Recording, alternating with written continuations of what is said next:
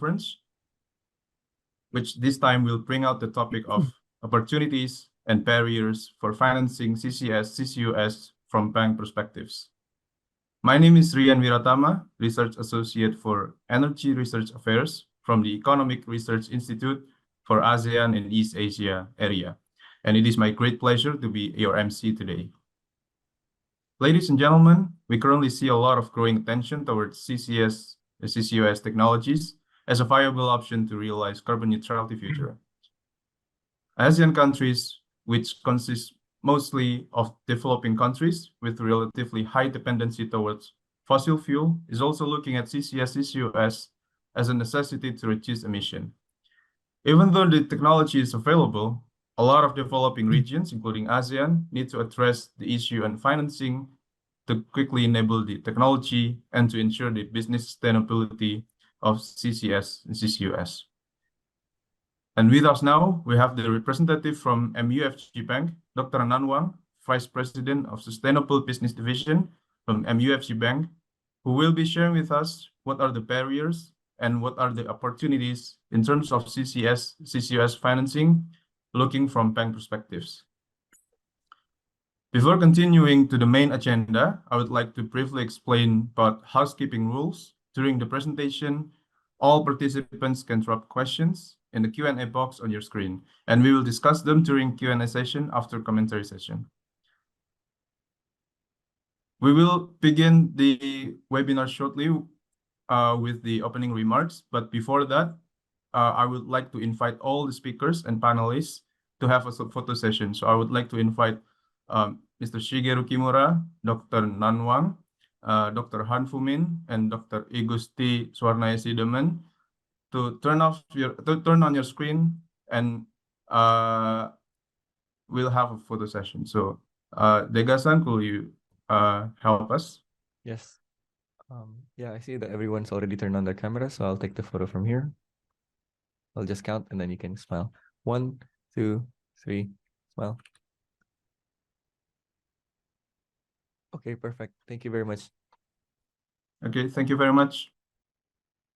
And without further ado, it is my great pleasure to invite Mr. Shigeru Kimura, Special Advisor to ERIA President on Energy Affairs, to give his welcoming remarks. Mr. Kimura, the screen is yours. Thank you very much, Rian, and very good afternoon, the distinguished speakers and online participants. First of all, I'd like to express my thanks to all of you for your participation to the 11th Knowledge Sharing Conference organized by the ERIA as the Secretariat of the Asia CCUS Network. Last two Knowledge Sharing Conference introduced existing CCS project in Australia and Canada. And this conference, they invite Dr. Wang, Vice President of the Sustainable Business Division, MUFG Bank Limited, which is one of the mega banks in Japan, to present barriers and opportunity for financing CCS and CCUS from bank perspectives. CCS and CCUS is still experimental stage and has not commercialized yet. Thus, many of the CCS and CCUS projects to inject CO2 into the sunny aquifers are fully depending on the public financing. However, some of the CO2 EOR or CO2 EGR projects are economically feasible, so that private financing could be available to invest these CCS projects. According to the vision of the Asia CCUS Network, CCS will start its commercialization around the 2030, so that role of the private financing will be essential. If so, private financing institute will need security to recover the investment to CCS and CCUS business. In this regard, carbon trade market in the Asia region should be necessary, referring to the carbon price.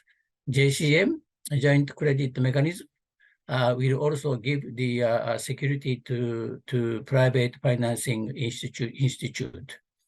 Investment to CCS and the CCUS is huge because it consists of the three parts: carbon capture, applying the chemical absorption, overseas carbon transportation by liquid hydrogen over MCH, and the carbon storage into oil and gas reservoirs and saline aquifers. According to the ASEAN research studies, capturing cost is estimated around the 400 to 500 million US dollar per 500 megawatt of the coal power plant. And the storage cost is estimated around the 200 to 300 million US dollar per saline aquifer with 2,000 meters of depth. Today, we are happy to touch upon the private banks' perspectives for the financing CCS and CCUS, including the carbon pricing and credit. So thank you again, everybody, for your participation to this knowledge sharing conference. And I hope this knowledge sharing conference is useful and effective for your all audience CCS business. Thank you very much. And I back to the ERIA. Thank you.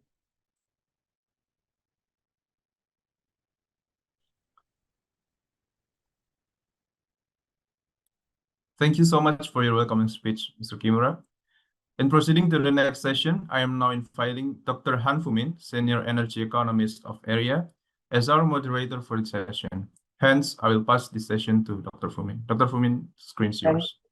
Thank you so much, Rian. A very good afternoon for all participants, I think, who participate online from around the world. And first of all, I just want, once again, would like to thank Dr. Wang, is the Vice President for Sustainable Business Division of the MUFG Bank, for your time to share about the experience of financing CCUS, particularly from bank perspective. I think this is the first time that we're able to bring the bank to share the experience on the finance CCUS. Those we talked sometime in the past our conference, but this time I believe that can set some of the, I think, experience how bank perspective in terms of a barrier, how bank can, I think stakeholder can understand what is bank perspective in terms of how to move CCUS forward in terms of commercialization of CCUS in our region. I will not go further because Dr. Wang will enlighten us about all kinds of barriers that he looked into and what thing that he's going to recommend for financing CCUS. Without further ado, Dr. Wang, the floor is yours. Please take your floor. Thank you. Thank you very much. Sorry. Seems howdy. Since there is echo, you have checked the mic. Hello, can you hear me now? Yes, that's good. Yeah. Great. Thank you. Thank you, Professor Shimura. Thank you, Dr. Fumin, for the introductions. So may I ask the secretary to share the screen for my slide?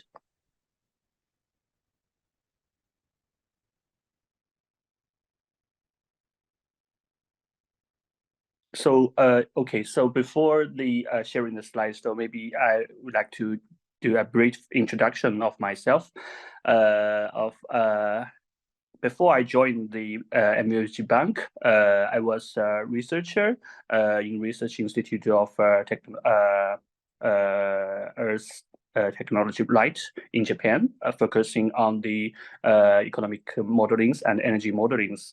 So after the research career, I joined the current institute, focusing on their ESG finance and financing related to the low carbon emissions technologies, so which includes CCUS. So today I'm really happy and honored to be invited to present a little bit about our recent thinking about how to financing CCUS and what are the possible opportunities and what are the main barriers. Thank you very much. So maybe we can move to next page, please. Okay, the next page, please. Yeah, so at first I would like to give you a very general overview of what's current landscape of the CCUS deployment. So 2 years ago, when I was a researcher, I published a paper focusing on the what we learned from the previous experience of CCUS deployment in the last 20 years. So we are very happy to see that after 2020, there is a growing momentum on the CCUS projects, and there are growing interest from the industry sector, from policy sector, and as well as the financial sector on CCUS. However, I would like to mention is that this is not the first time of the huge wave of CCUS. It's actually the second wave.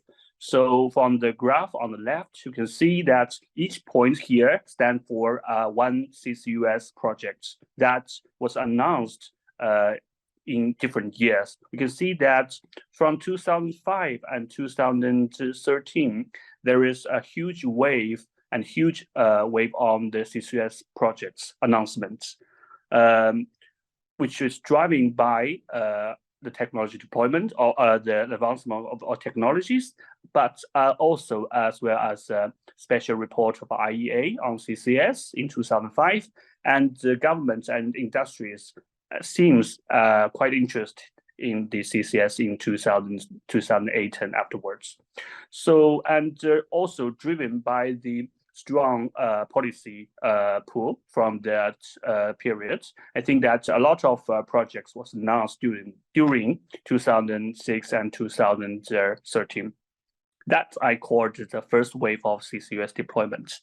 However, you can see that what the projects become afterwards. So we can see that make it in different colors. You can see that the colors in black stand for the projects that are terminated, and the projects are in red are the projects that are on hold for a long time.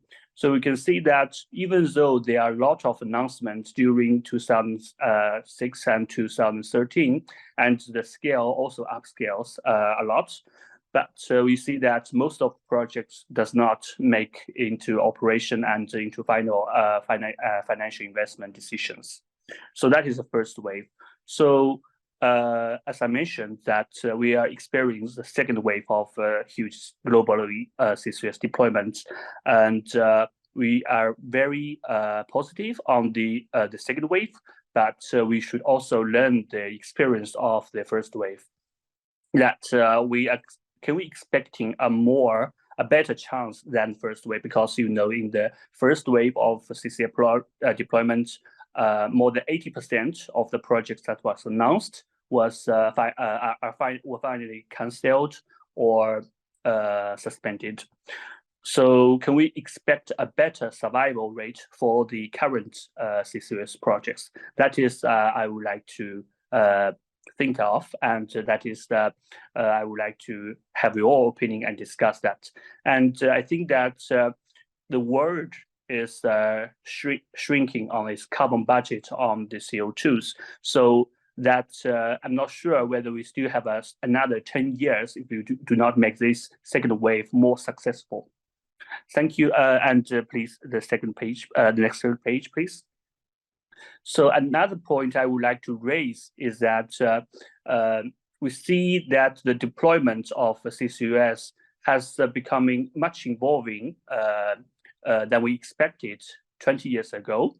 So we can see on the graph, on the left side of the graph is in 2005 that IEA's projections on the deployment, what are the possible sectors that the CCS are be able to be deployed. So at that time, most people thought that coal power plants should be the first priorities, and they expect that most CCS projects will be allocated towards the coal power sectors. And next is the industrial sectors. That was projections. However, we look back to the actual deployment from 2010 to 2020, we see that most projects, CCUS projects, are actually deployed in the natural gas processings, followed by the hydrogen production, fertilizers, And we see very little coal power plants that were actually deployed with CCUS. Next page, please. And after 2020, that will record the second wave of the CCS deployment. And we are very happy to observe that the deployment of CCS on different sectors has been quite diversified. That not limited into the low-hanging fruit of so-called natural gas processing, that we see a lot of projects announced in the areas like fuels, like ammonia and hydrogens, as well as ethanol, as well as some projects focusing on the power sectors. So that is very exciting news for us. That's the diversifying of the CCUS projects. And the second that may also be quite exciting is that we see that a lot of business innovations occurs within these 10 years. And I think that back to 2009 or 2010, that most people are expecting like the deployment of CCUS should be like full chain plants, such as includes the capture, the transportation, and the storage. However, recently, I think that due to the popular of the hub and cluster idea and models, that more and more players are thinking of that to, for example, owning the business model of, for example, owning, focusing on capture side, and the owning focusing on the storage and transportation and storage projects. We see that a lot of pipelines exist already. Yeah, next stage, please. So back to the financing of CCUS. So generally, I give you a view of what are the possible financing tools for the low carbon technologies. So at different stages. So of course, that we can see that in the stage of research and development, that most finance funds for this kind of research pilot demonstration will come from the R&D fund, either from the public sector or from the public sectors. Also combined with grants and subsidies from the government side. When the technology become more mature, that when the niche market started to take up, and in the stage of towards the market upscaling side, that we see that more finance from the venture capital side and more finance from the public related finance. And especially in the developing countries, that financing from the development banks, MDBs, so that will provide such kind of finance. And when going to the stage that when market is being scaling up and market become mature, that more private investment will come, and that will in two forms. One is in the corporate finance form, and another will in the project finance form. So currently, in the CCUS, the current financing CCUS landscape, we observe that the corporate finance and the public finance from the government, as well as grant and subsidies from the public sector, that will take the main share of the overall CCUS projects. Next page, please. So let us dig a little bit into details that on each project, how each projects are financed. So I list up several projects that we was established in the United States or Canada. So we see that usually the grant and subsidies takes some majority of the capex of the CCUS projects. And recently, for example, more like recent projects like Petronova, the share of the grant and subsidies is much lower, while they are be able to leverage more equity and loans and private investment and public investment due to the EUR, EGR cash flows. So, however, that is on the capex side. On the OPEX side, so as Dr. Kimura also mentioned, that they are increasing cash flows by additional revenue sources, such as through carbon tax, through emission trading schemes, and carbon credit. So, and these all kinds of sources that can add up together to contribute to the revenues of the possible CCS projects. However, and the business model still remain the main problems of the leveraging more financing and to upscaling the deployment of CCUS. And also the ambitions and the stabilities of government policies are quite essential during this process. Next page, please.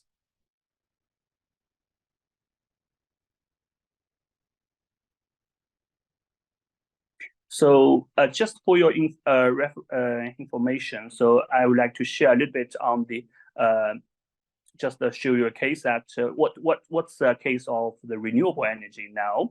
So we already noticed that the renewable energy, for example, solar, is already quite matured already, and we can see this graph that about the financing structure of the possible renewable energy projects globally. And you see that from 2013 and to 2020, that is exactly how, for example, the photovoltaics market soar from the upscaling stage to the market towards market maturities. The first thing that I would like to mention to you is that the grant ratio and the debt ratio are the signs of market upscaling on the market materialities. So we can see that in the from 2013 to 2020, that the grant rate in the overall renewable energy is very negligible. While on the other side, we see a soar from the share of equity towards the share of the debt. In 2013, from 2013, the equity share of the financing reduced from 70 to 77% towards the current recent 43%, and the share of debt increases from the 22% in 2030 towards the recent 56%. And we also see that there are some kind of change of the structures that corporate finance increases after 2014 and 15, and the declining of the project finance. So that is also related to the policies that in many developed countries, that the feed-in tariff actually finally fade out, and new schemes that introduce that makes more corporate finance, corporate more interested in this to make it on balance. So that is the trends we see in the renewable energies. So that is, I think, that we are aiming for the CCS also, that finally the market become upscaled and mature, that driven mostly by the private sectors. Next page, please. So on the next session, I would like to talk a little bit about how to improve the financial we call bankabilities of the CCS projects.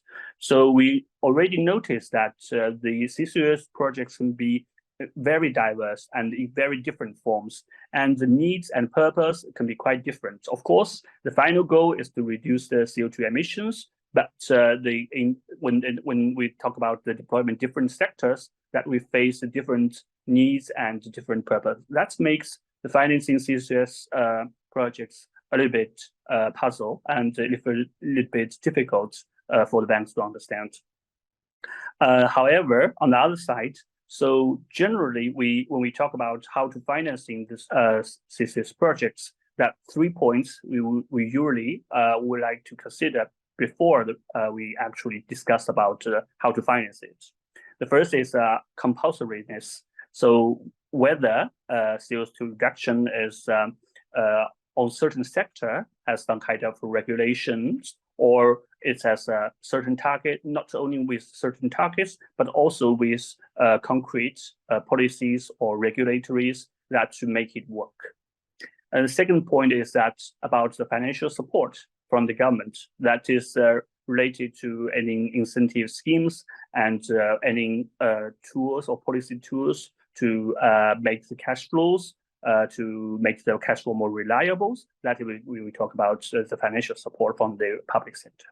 And third point is about the business model itself. So whether it is already established business models, not in these countries, but in some other countries. So whether there are some kind of successful cases exist that we can duplicate or we can refer to. And if not, for example, in first of its kind, so maybe that we will also consider about possible alternative for business models. So whether there's more efficient ways to construct that. So as a conclusion, that for banks, the profitability and the risking of the projects is the top priorities. So that is the start point for we discussed about the financing of CCUS projects. And also recently that we see that a lot of our customers are quite interested into these kind of business models, how to make it work, to upscale it. So actually, from the bank side, we work very closely with our clients on how to develop such kind of business models. Next page, please. So when we come to the details of how to financing CCUS projects, the first step for us is usually to identify the identification of the risks of the projects. Next page, please. Yeah. Okay. So as I mentioned, that the risk profile can be quite different for different projects. However, in the CCUS cases, that we need to understand not only about the proposed projects. Of course, if it is a project that is full chain, of course, it's cool. But recently, more projects are only focusing on parts of the overall supply chain. So that in that case, we usually need to consider about how the linking risks, for example, from the capture side towards the storage side, from the storage side to the transportation transport side to the storage side. So that will lead to some kind of uncertainties on the linking of projects. And I give you a very rough examples that what we consider when we're doing this kind of storage related projects. So we consider about the cash flow risk, technology risk, and operator risk and regulation risk. That's are the main we consider about. And on the cash flows, for example, when it comes to the EOR, EGRs, and when it comes to the carbon credits, that's the main source of cash flow. So makes discussion on the risk is totally different. Next page, please. Yeah, after identification of the risk, that's the second step, that's how to allocate this kind of risk. So that is we would like to do in the second step. Next page, please. About how to allocate the risk to those stakeholders that is be able to take this kind of risk is the key thing of the project finance or the financing of CCUS projects. So usually that should be considered within the framework of regulations of CCUS projects. So recently in Japan, that's the discussion on the CCS, the law related to CCS projects that is quite contributing to this kind of regulatory frameworks buildings. That's what kind of risk should be bared by the developers, and what kind of risk should be bared by the public sectors, and what kind of risk should be bared by the local communities or the other stakeholders. So for the liabilities that we have been a lot of experience in the projects, for example, in LNG and traditional fossil fuel industries, and the traditional chemical industry and cement industries. And we know how to allocate this kind of risk. But for the risk that are related to the CCS related risk, for example, in the storage phase, that the operation on the possible operation risk related to the CCUS CO2 storage, and the possible leakage issues, and monitoring requirements, and how will we ensure this kind of CO2 leakage will lead to some kind of risk related to the obtain of the carbon credits, which affect the future cash flow projections. So that is all the risk that we need to dig in deep into, and to explore in order to find the possible way to share, to bear or share this kind of possible risks. Next page, please. So, as the third step of that we do in the financing process is to look at the enabling policies, that is the support from the public sectors. Next page, please.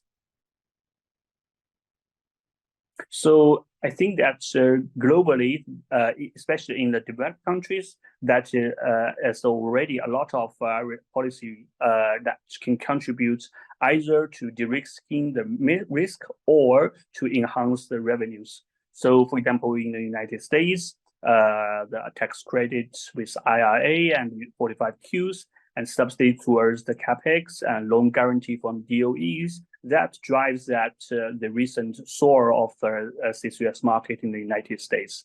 While in the UK, that the contract for difference, especially for the electricity sectors and industrial decarbonization and hydrogen revenue support, that also contributes to the revenue generation and realization of the revenues of CCS projects. Next page, please. In Canada, Japan, and Netherlands, we do not see such kind of the drive from demand side, but we see that the support from the on the investment of the tax credit and the subsidies from the Japanese government towards towards capex. And we also even very happy to see that in Southeast Asia, that the tax incentives are somehow ready. But we expect more.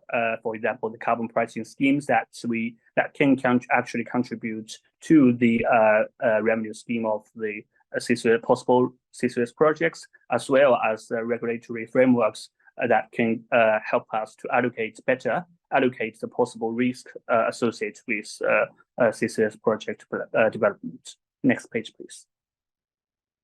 So to sum this up, I would like to give you a very brief description of what's in my mind that for banks, what are the main barriers and what are the main opportunities for banks on the financing of CCUS, possible future CCUS projects.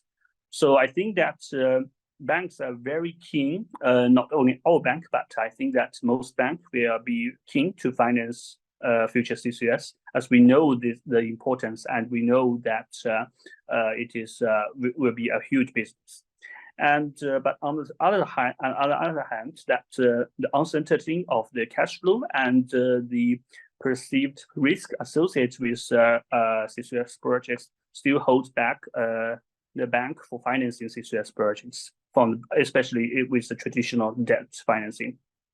And I think that also the second barrier from bank side, I think, is from inner side, is that banks need much more stronger risk assessment and management capabilities to serve these kind of emerging CCUS technology, CCUS markets.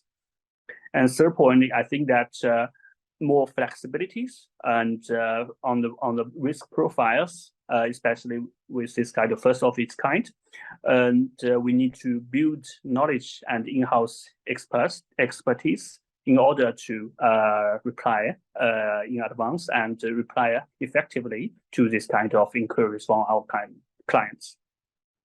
And for the opportunity side, I think that we see that especially in renewable energies, that early movers always share a much higher take a higher risk, but may lead to a very higher much higher revenues. And we think that to move early from the banks is necessary, especially at building the ecosystem of CCUS and activity engagement with policymakers and stakeholders to make it happen. So, and the second point, I think that more innovative approaches rather than the traditional debts is required for CCS. So there are recently that banks that funding CCS projects through as a very equity investment, and we already observed that. And third point is that to work closely with our clients and with stakeholders to mitigate the risk, and as well as explore the business models together with our clients. So that will be the what we are doing now, and we still keep on going. So that's all from my side today, and thank you very much, and looking forward for the discussions and your questions.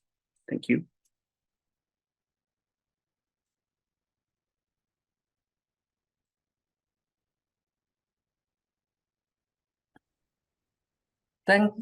Thank you so much, Dr. Nan, for very excellent, I think, information about how bank perspective toward the funding CCUS. I think it's you provide very insightful in terms of how to increase the opportunity for funding and financing CCUS by looking at the I think revenue stream, particularly how to address those by looking, I think, various de-risking type of thing from technical policy regulation and other. I think this is excellent. I will not ask any question yet, and I see a lot of questions already come up in the chat. So I read through those. It's very interesting. Rather, I want you to answer as much as possible to all the questions that appear on from our participant. I think the question number one, perhaps I take a few questions at a time. Please explain what is your view as to why this new wave is expected to be more successful. It is about business model. What business model are already making a step change? And then this question is from Diego, and he want to know that. And then second question is from Anja, said, does the MUFG Bank have any plan to finance CCUS project in developing country in ASEAN, such as Indonesia? As we know, Indonesia have a burden plan CCS project that will be conducted in 2030. And what can Indonesia do to get financing that? I think let's take that two questions first, okay? Okay, sure. Thank you very much. I think that I explained a little bit in my presentations. So we expect and we hope that this second wave could be more. I think that's more easier, or maybe not easier, but more projects that be able to go into FIDs and then into operations. I do this assumption based on two things. The first one is that I think that especially in the Europe and United States, that the policymakers are learning actually from the failure of their first wave. So I think that recently the policy is become more feasible, and the policy is becoming more, say that effectively, especially in the developed countries, to promote this kind of CCUS. And I think that comparing with 10 years ago, that the learning by doing effect is very important.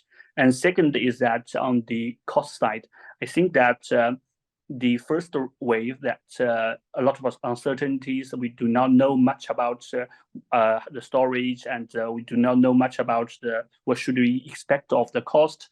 So we observe a lot of cost overruns at the planning stage. I do not mention for which plans, but a lot of plans experience such kind of difficulties that makes projects less feasible. And the third point, I think that as I mentioned in the graph that more projects are becoming, the CCS projects is becoming more and more diverse.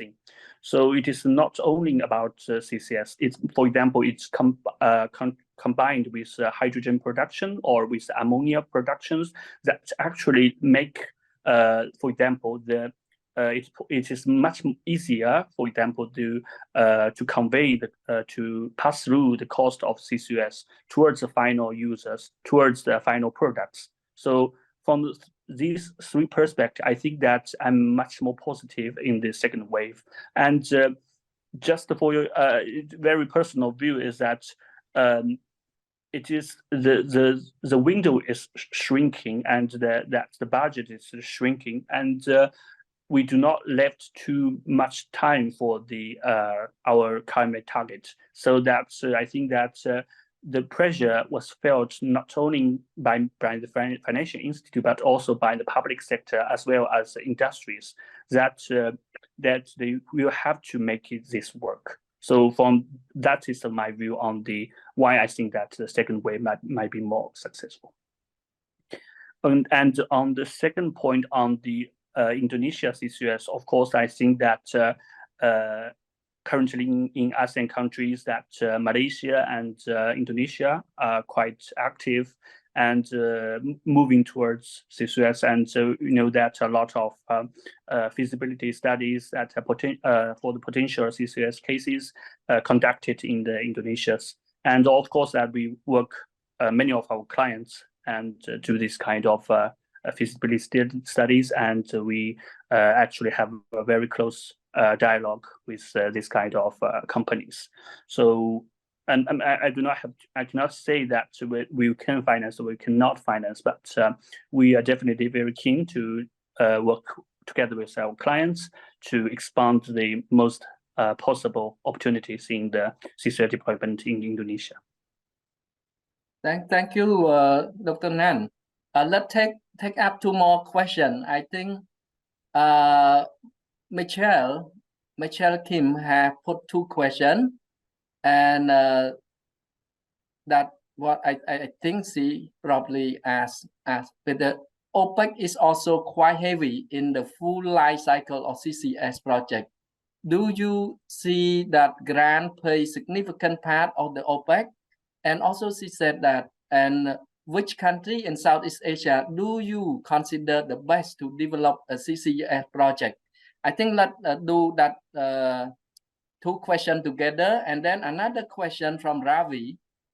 How MUFG Bank plan in the view of financing CCS project in Asia? Grant financing for, I think FIT is the front-end engineering design, if I'm not wrong, to project financing. It's question whether more of the financing go for the engineering, front-end engineering design project.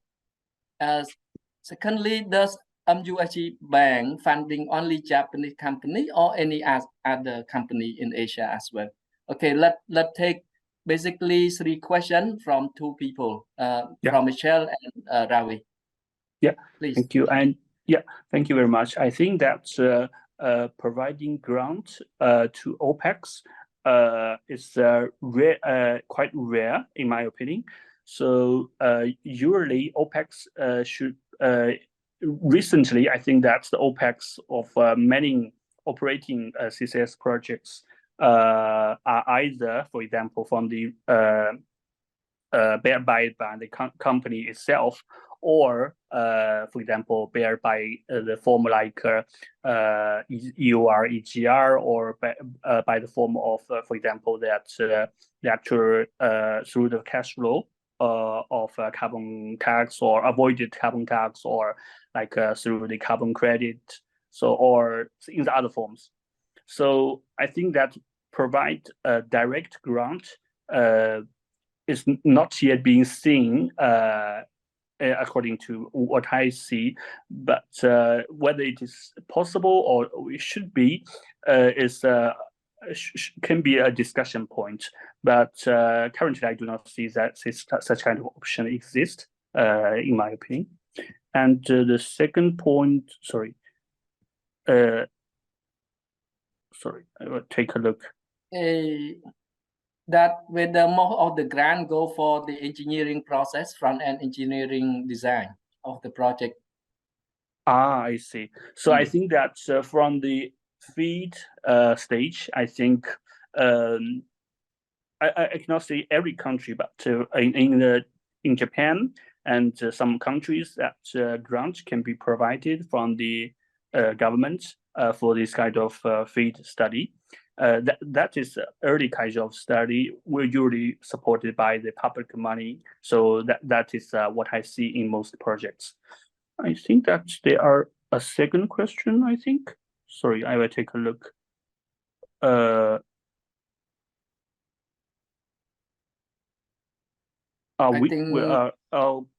Which country in Southeast Asia? I see. I think that, as I mentioned, that Indonesia and Malaysia, the government is very emphasizing the importance of CCUS. And also in Thailand, I think that the oil and gas company is quite interested in the deployment of CCUS. It's very difficult to see which country, but we see the momentum from the countries, and it's not our judgment to see which are the best potentials. That will be in the hands of the governments and the developers. That will change a lot. Thank you, Dr. Nan. The next question from Hong Ang, asking what is the criteria of bank to finance CCUS? What are the criteria they want to know? And also from Michelle, again, seems that Korea, Japan already speculate to bring the CO2 to store somewhere in Southeast Asia. Is it profitable? What is the kind of break-even cost of to some extent? What is the break-even cost, kind of cost that is acceptable that for investor to inject to make that project happening? $20 per ton, $30 per ton, something like that. Let's take that two questions first. Yeah. Okay.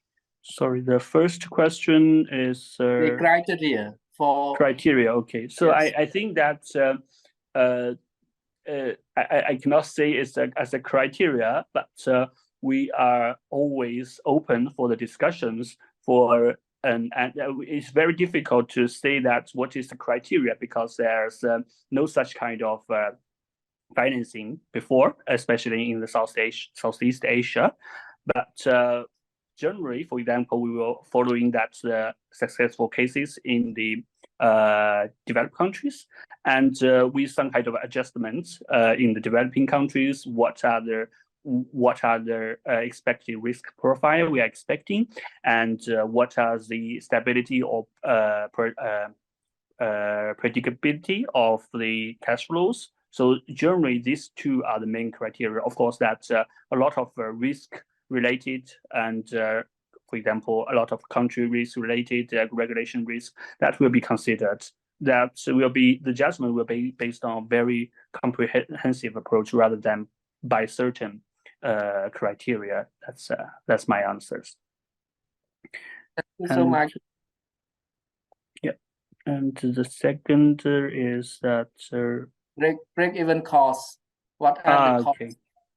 Yeah, I think that the cost issue is quite unsure, because the long distance transportation of CO2, I think that there are two main barriers. That one is from the regulation side, that this kind of exporting, and the second point is that so about the business models, how the cost should be transferred and what the payment should be.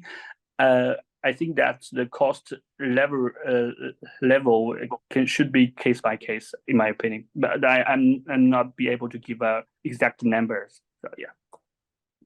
Thank you so much, Dr. Nan. I think one more from Hong Ang is will bank, particularly like MUFG Bank, is comfortable to finance coal power plant with CCUS or retrofitting? Is it? Yeah, I I think comfortable.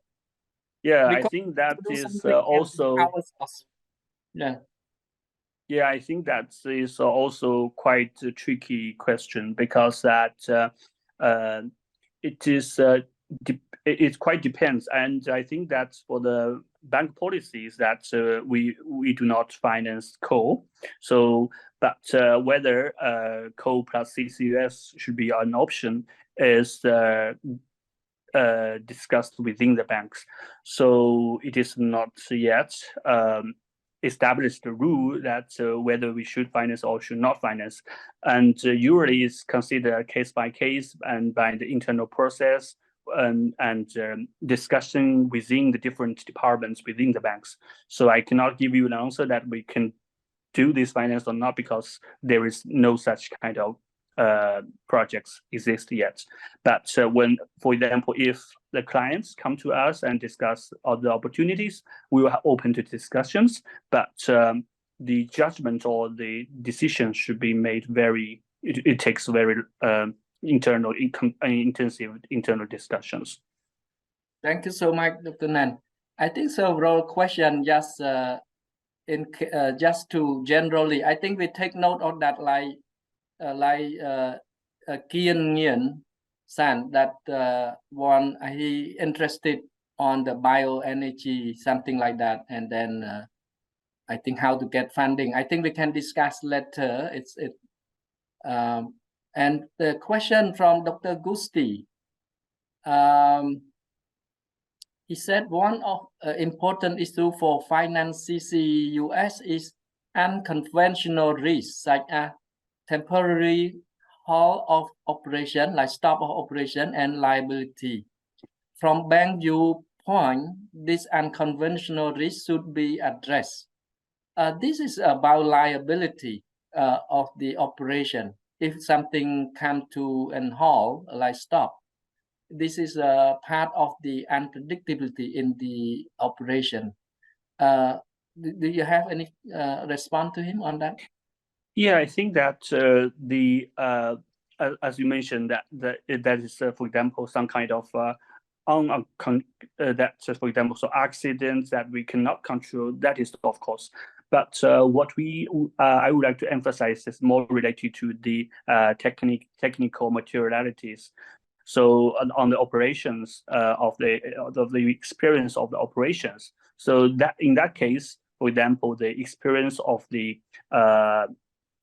companies that to manage this kind of plant, and the experience of the EPCs to construct this plant, their experience and whether they did the similar plants elsewhere is usually be considered as a point of considerations to explore the risk factors on this kind of the technical related operation related risks. Thank you so much, Dr. Nan. I think Ravi, you personally want to get your address. I think the secretary take note of that and will put you in contact with Dr. Nan. It should be okay, right, Dr. Nan? That Ravi want to connect with you. I think that's fine. And the last question from Lam Tunrida, the question is, how should developer or potential financer like bank consider the London Protocol for cross-border CO2 transport and storage? Do you see international rule as a barrier for further development of CCUS? This is whether, I think particularly whether ASEAN and East Asia are bound by London Protocol, it need for amendment or something. What is the view from that? Could you say? Yeah, I think that. Yeah, sure. Thanks. I think that about the cross-border transportations of CO2 that's related to the London Protocol, a lot of discussions. I think that we see this become quite popular in the Europe region, in the North Sea regions, that the cross-border transportation CO2 that be under discussions.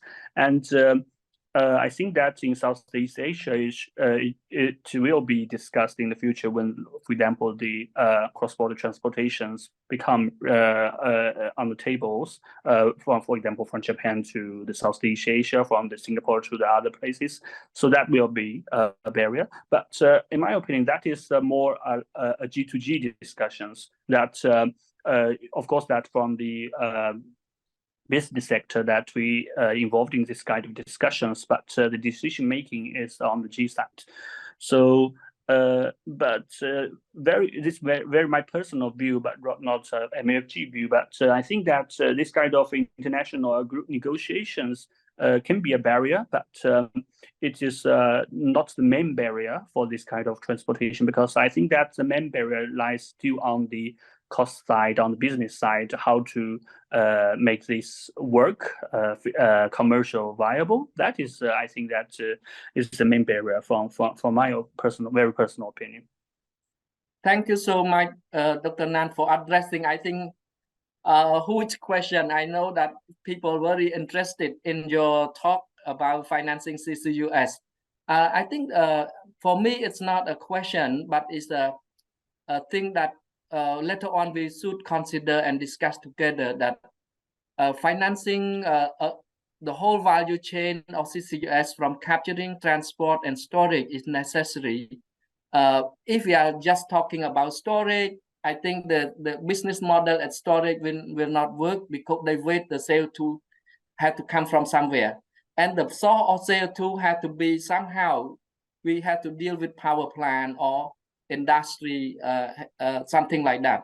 And look at the current ASEAN taxonomy version 2, what I examining. I think CCUS is one of the clearly mentioned as the enabler that consider as green, and tier 1 of technical screening as green. And the rest, like a coal power plant with the clean fuel coal combustion, also have mentioned in ASEAN taxonomy. That is, I think, perhaps a call for me to Dr. Nan and other banks to look, examine how ASEAN taxonomy actually already endorsed to some extent that the coal combustion with clean fuel and the CCUS is mentioned there, because it's something need to work on the source of CO2 capture. And I think this is very good signal that from ASEAN taxonomy, of course, they have technical screening criteria to make sure that those projects have to be aligned with some certain of criteria like do no harm and social aspect and other. So I will call for further discussion after we examine the ASEAN taxonomy, because I see the question earlier by our participant quite interesting. And thank you so much, Dr. Nan, for your view and enlightening us and all the participants on how we move forward on financing CCUS. I think we once again thank you so much for your excellent presentation. Without further ado, because of the time, I want to end my facilitation role here, and I want to give back the floor to Rian. Rian, back to you, Rian. Thank you so much, Dr. Nan. Yes. Yeah, thank you, Dr. Fumin, and thank you to our wonderful panelist, Dr. Nan Wang, and all participants for a fruitful presentation and discussion.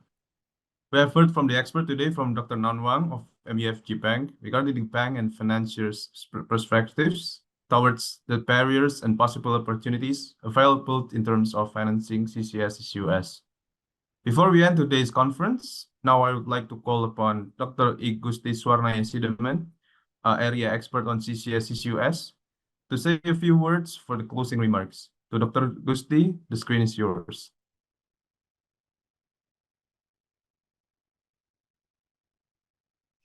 Sorry, Dr. Gusti, you're still muted. Thank you, Rian. Good afternoon, Dr. Nan Wang. Good afternoon, distinguished participant. Thank you, Dr. Nan Wang, for enlightening sharing on all bank perspective in terms of barrier and opportunity for development of CCS and CCUS project. Yeah. I think we all agree that there is a consensus among experts that CCUS is not only needed, but must be deployed timely to be able to contribute to achieve a net zero emission target. Delay in developing appropriate capacity timely might increase the cost of needed to meet 1.5 scenarios. However, deploying CCS capacity facing many barriers. From deep research conducted by Dr. Wang, we learned that the failure and success of upscaling CCUS in the availability is the failure and success in upscaling CCS is the availability of appropriate institution and the CCS technology development. Appropriate institution such as appropriate carbon pricing, supportive legal and regulatory availability, appropriate financing tool deployed in the USA, European Union, other among factor behind increasing CCUS project in pipeline recently. Consistent government in investment in research and development make CCUS technology more affordable and reliable. For ASEAN countries, might be also true from other country. Cost is the largest barrier for commercialization of CCUS. Government in Asia may have no privilege to disburse fund to support CCUS development as government in US, Europe or Australia. In such case, private funding is very important. From bank perspective, we learn from Dr. Nam today that bank is kind to finance a CCUS project under condition that the risk of CCUS project fall under the bank risk appetite. For countries in Asia who are willing to deploy CCUS in meeting net zero emission, develop appropriate institution should be prioritized. Appropriate institution, as Dr. Nanwang mentioned, among other legal and regulatory, in that allow for recovery of costs associated with CCUS development and make revenue stream from the project. Second is the policy that allow risk sharing and liability sharing fairly between government and project developer, including bank involved in the financing. This knowledge sharing is part of the Asia CCUS Network, or ASEAN, administered by ERIA mission to support acceleration of decarbonization in Asia. ASEAN is a platform for sharing and collaboration. So ASEAN Secretariat welcome every member country as well as supporting member and public to active active in knowledge sharing, such as propose topic for knowledge sharing or research collaboration, and also engagement in supporting CCUS in Asia. The execution of the initiative proposal will be considered upon hearing the advisory group and the availability of budget.